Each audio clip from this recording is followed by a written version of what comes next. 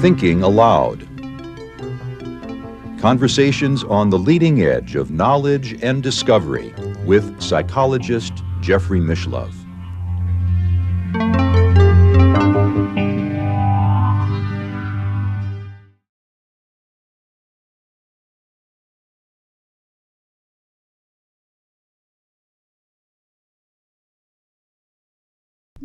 A lot of times people suffer from unrequited love because of some difference in a rating system. Mm-hmm. Something I call the equation. The equation. What your desirability stacked up against someone else's.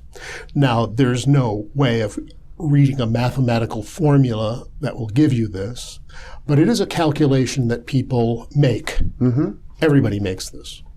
That is to say, she could do better than him. What's he doing with a woman like her?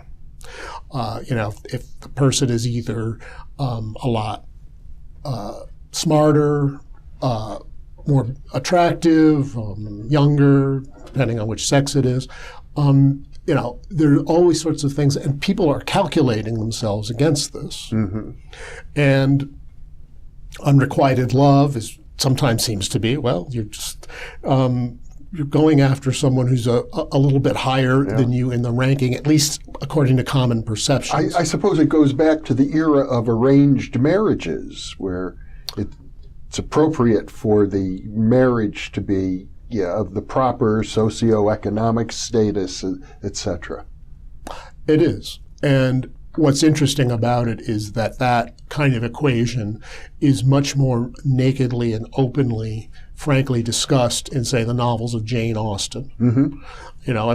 Emma is, one of her most famous novels. Part of it is this young girl who doesn't really have much in the way of social connections or brains or ability, and Emma's thinks she can get someone a lot better than she can, and someone else tells her, this is just impossible. You're just ruining this poor woman's chances with someone she could actually get. Mm-hmm.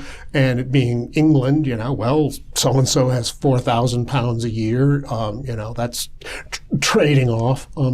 We like to think of ourselves as being a little bit less commercial-minded than that, but it comes to the same thing. And, it gets very Darwinian.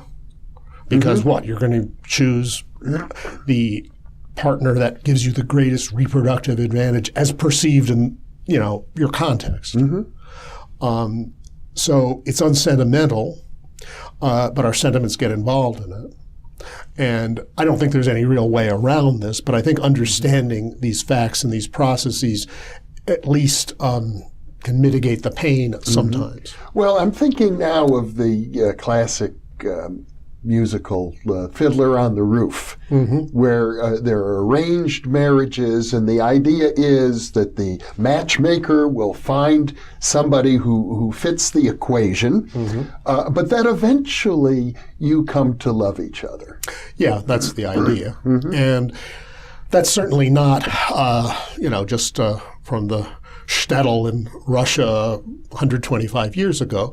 Many, as you know, successful, intelligent, educated Indian professionals, have marriages arranged by mm-hmm. their parents, sometimes here, sometimes in India. And the idea is, if they did a good job, and not only social and physical things have to be considered, but certain astrological configurations have to be. I think there's something to that. I think there's something to the idea of astrological compatibility, mm-hmm. as long as you don't get too deterministic about it.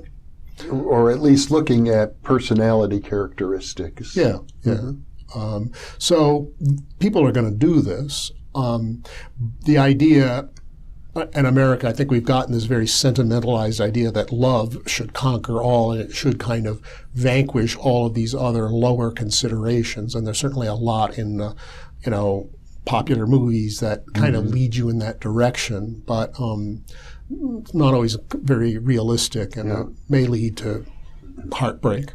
Well, what you're saying is, even though the equation, as you put it, seems rather crass, It's absolutely essential. Yeah, I mean, no one's going to really get around it.